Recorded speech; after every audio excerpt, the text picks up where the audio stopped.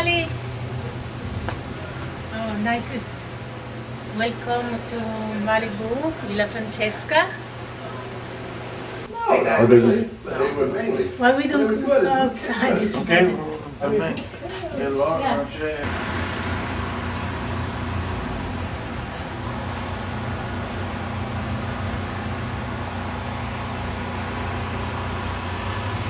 How you can see, hi, this is Villa Francesca, and we moved here with my husband in 24 years ago.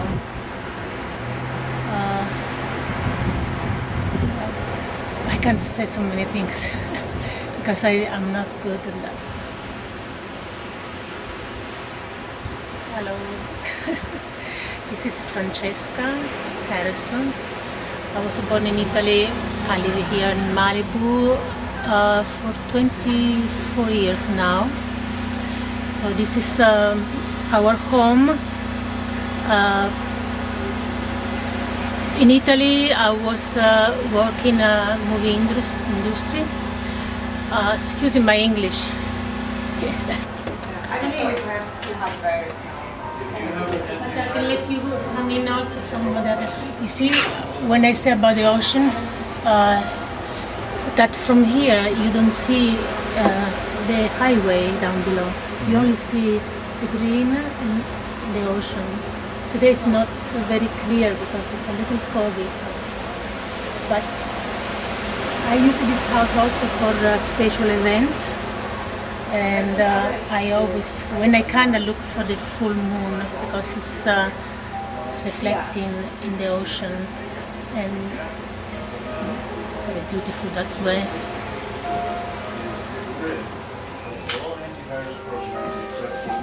Okay. Do you like this vest? Look who's there. I don't know because Look who's there. he's expert from here more than 1 year ago. And he told me you don't need it because My husband, Richard Harrison. One of her husbands, she has several. It's She's not becoming true. Mormon. It's not true. Yeah. I'm only his second wife for 34 years. First one doesn't count. First one was a warm-up. This or not? You want to look at this? This is, see, this is with me, different ages. This is, you know, young boy here, young, other different movies I made, war films, 007s, westerns, Gladiator, all these things. This is me when I was 18, 19 years old.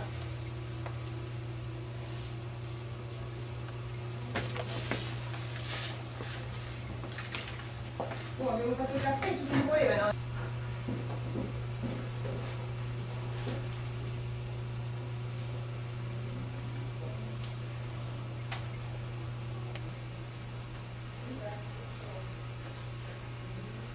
That's on both sides. Just so you know. Uh-huh.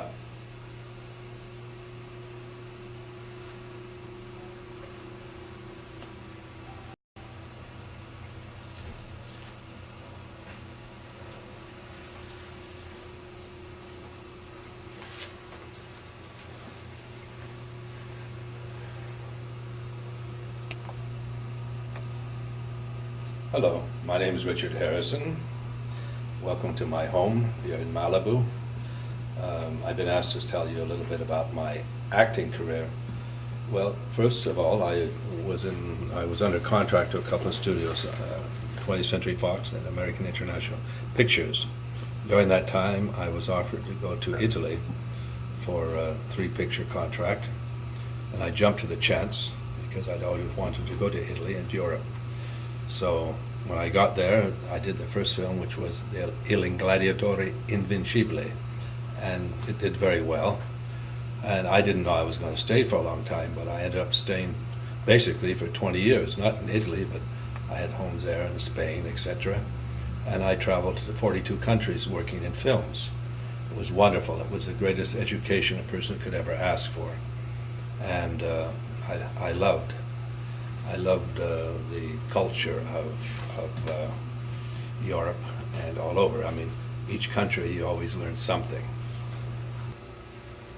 When I was in Europe, and especially Italy, it was like going to a university because I love the culture there. And I have to say, I learned a lot. I worked in 42 countries, and each country I was able to learn something. It's amazing. Each country has their own culture, and there's a reason for the culture. So you learn that that where you're born doesn't mean it's better or worse, but you learn to get the ideas of other people and how they think differently. And I'm very, very, very thankful for that. Talking about, I think I learned so much doing these films because, you know, if you want to learn about cinema, you have to do it. You can study all you want, you can go to classes, but when you're actually working, you find it's quite different. And that's the reason I was able to do a little directing. I directed a few of my films. I had my own production company, wrote the scripts and produced. They were small films, but they were interesting, and you found out how difficult it is to do a film that makes money. You might want to do certain things of your own, but they're not what the public wants. And let's face it, cinema, I don't know if it's an art form or not, it's really a form to make money and to give entertainment. So I learned that making the films, if you don't make a film the public wants and they don't go see it, you're not going to make very many more films. So I enjoy personally, like many people, I think I love documentaries.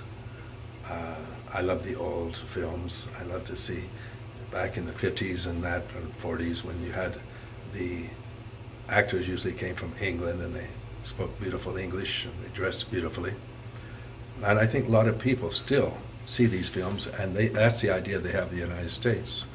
I think a lot of people are a little disappointed when they come here and they see people wearing just t-shirts and Levi's and not speaking a beautiful King's English or Queen's English, whichever you prefer.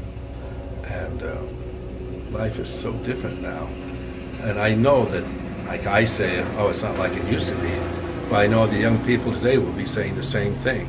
They'll be saying, oh, life's not like it used to be, because we're used to a different way of life. It's interesting that when you're making films, for example, a Western, you can take a corner of a building and make it into 5 different scenes where no one will recognize it by doing angles different, adding a few, changing a little bit around.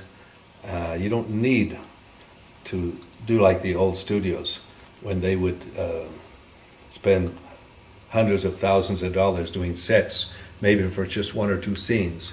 But now everything is done in reality. And if you're clever, you can make a lot out of one little place, like a corner of a house or a lawn or whatever it is. You can make it look like anything. You just have to have imagination. So that's one thing I learned a lot especially in Italy and Spain, Italy mostly, were how to economize, because the films that we used to make were not real expensive films, but they had a lot of action in them. And by listening, the Italians were very creative, and so I watched them. I watched what they did, and I was able to learn a lot. And I learned one thing which I felt was very important, and that is to have action. You have to establish the person as soon as possible, because let's say you're doing a gladiator film, and they're all of a sudden you're doing a big fight scene, and you kill the other gladiator, but the other gladiator, no one knows who he is because his character hasn't been established. So for the people, it's boring. So you have to love or hate the person and have feeling. I mean, cinema is feelings. You know, it's good to have a little tear in your eye or to get pumped up and yay for the hero and everything. So that is very important, I feel. I feel like you don't waste time.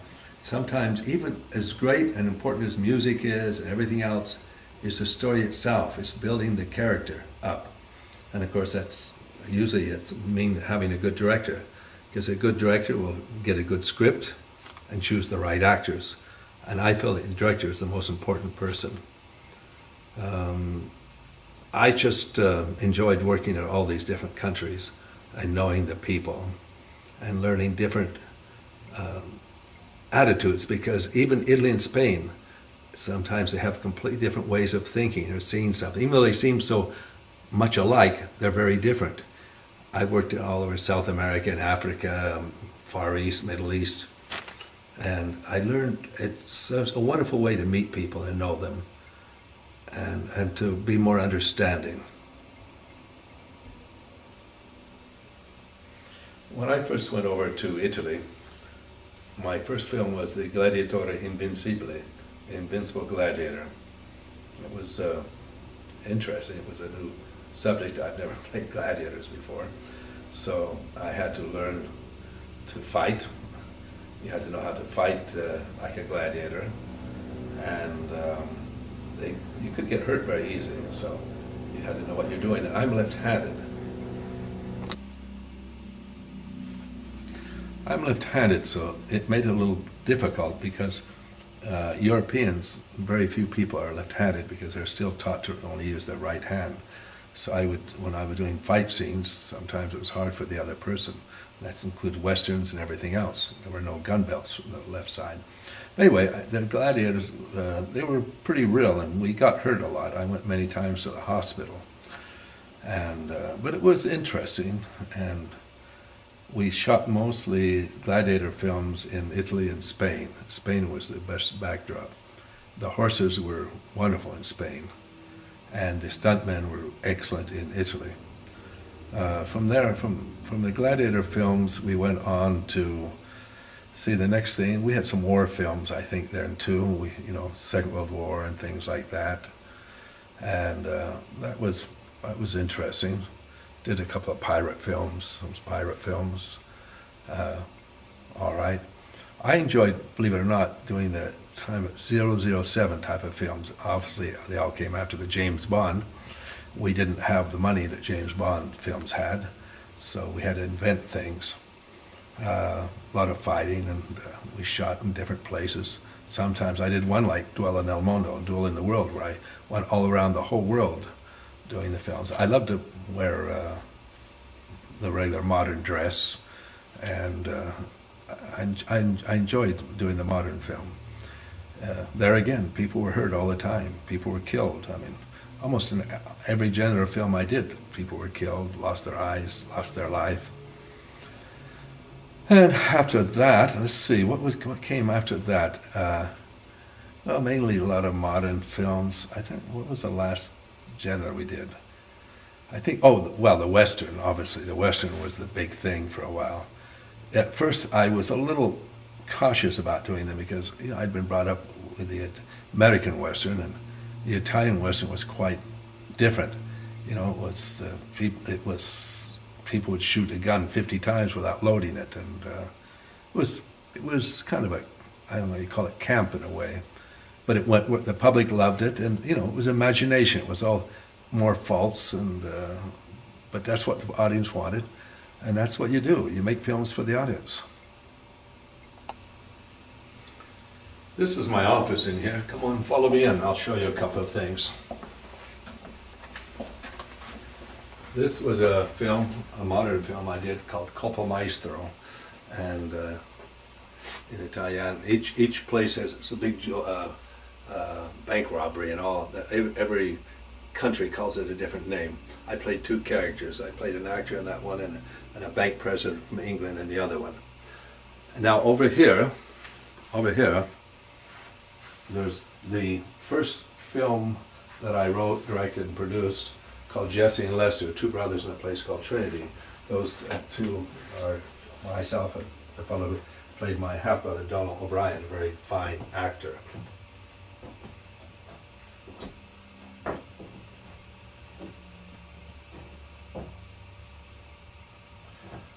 Oh, here I am. Look at this. This is when I was recently in Syria with the French actress. What's her name again? Very well-known actress, French actress, Can't remember her name. Big famous actress. One of the biggest in France. Catherine Deneuve? Catherine Deneuve, yes. It's us in Syria. A very sweet person. Very nice. So,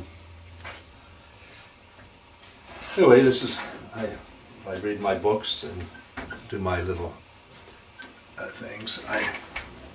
My favorite thing in life is to have good conversation and read a good book.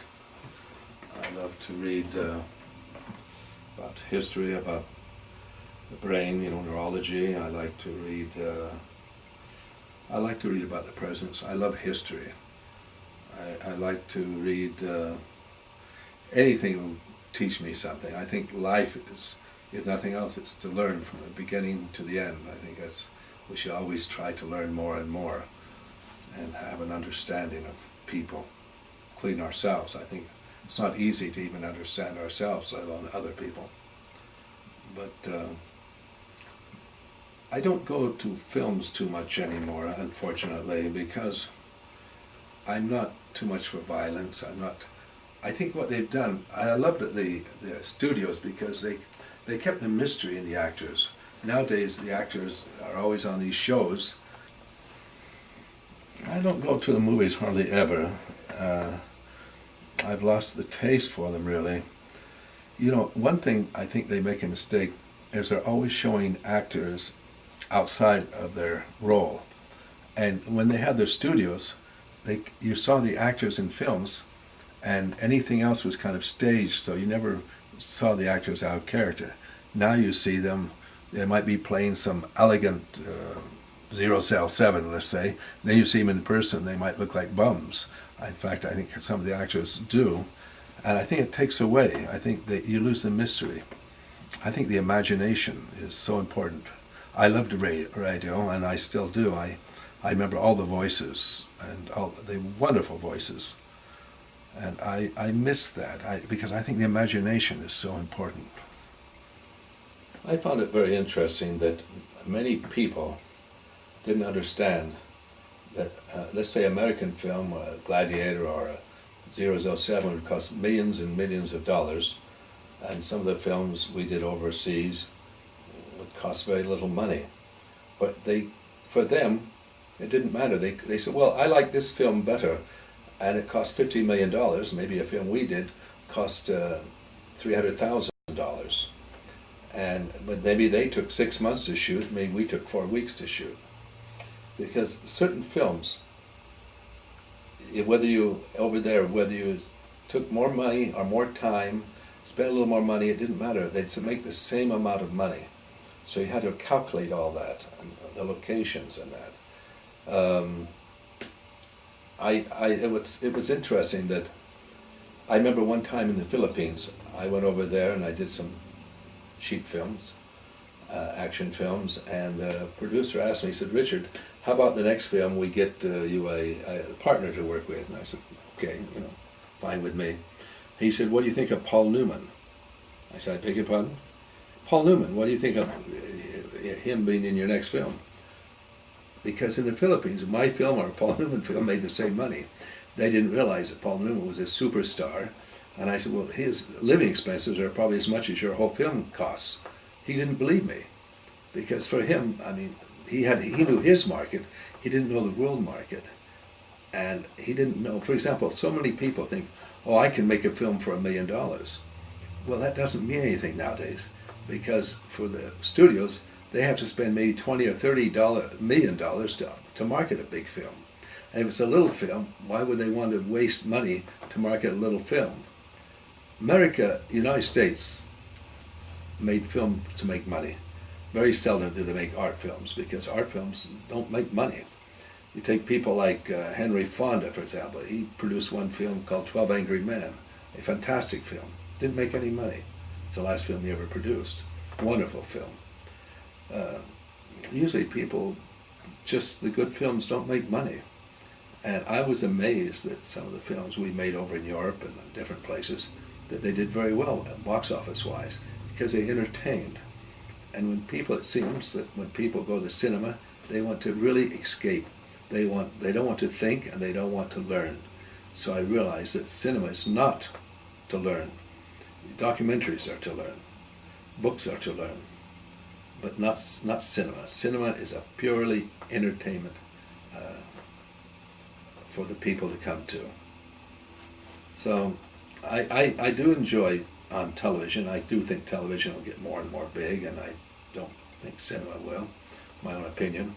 But I do think they have some very good things on television, documentaries and series, short series and that, where you can learn something. But people just really don't. They want to be entertained, and as you know, reading is going down, down, down.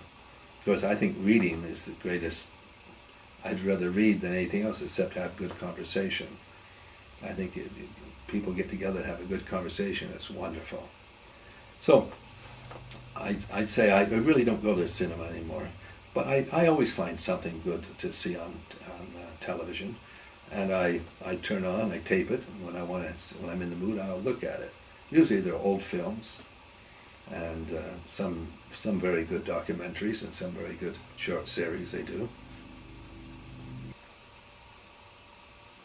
Listen, Khalid Khan, why don't we go have something to eat now? I think you're tired, and I promise you a little pasta here. It's a beautiful day, and I think it's time now for you to relax a little bit and enjoy yourself at the table. And some good pasta, Italian pasta, which I learned very well to make when I was in Italy. Thank you, sir. Let's go. Thank you. Come on, let's go now.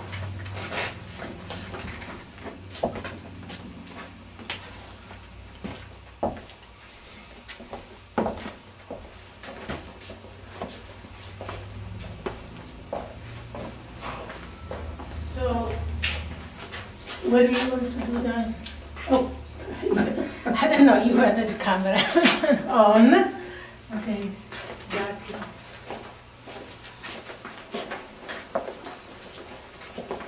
So you want some pasta? Okay, thank you very much. Heat up, This nice is pasta. penne with artichokes. I'll give you some, okay? Penne, yes. Thank you very much. All right, Nice and hot. okay. I think you'll enjoy it.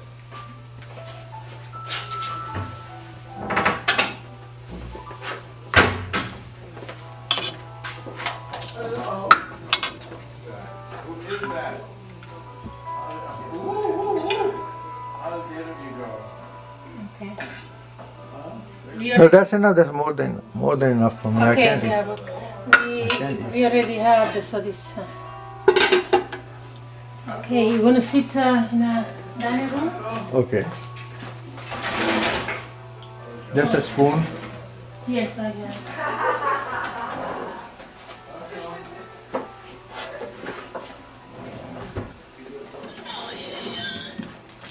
Do you have a spoon? Yes, I'll give you a fork.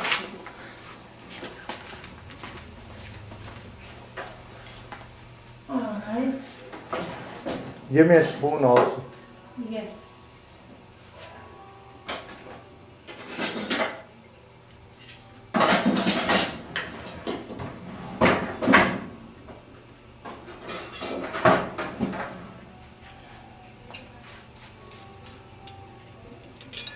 Okay. Yeah.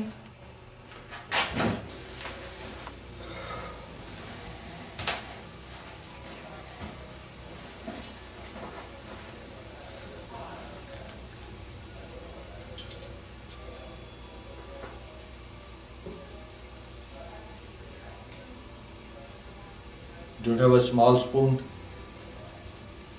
Okay. I'll eat it with this.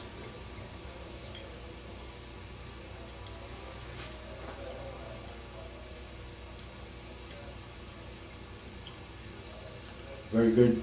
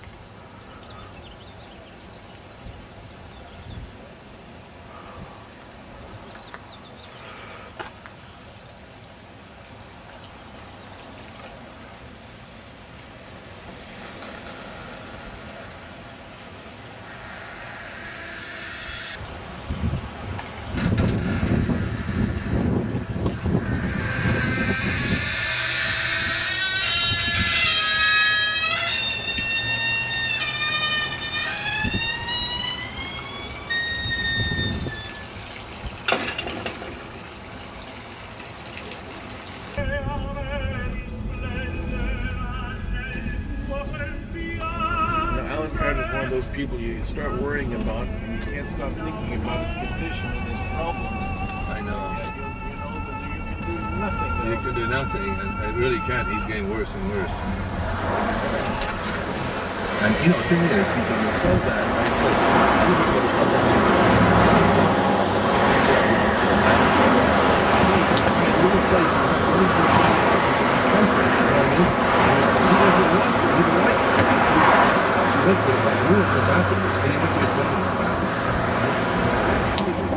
$400, please.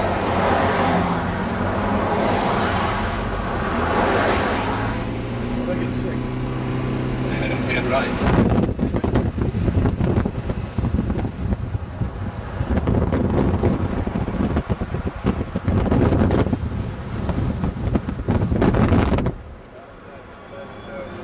Shop that sells all the little trinkets and things.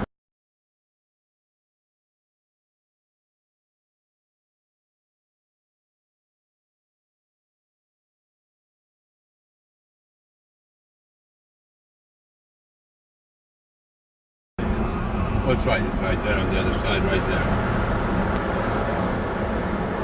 Well done.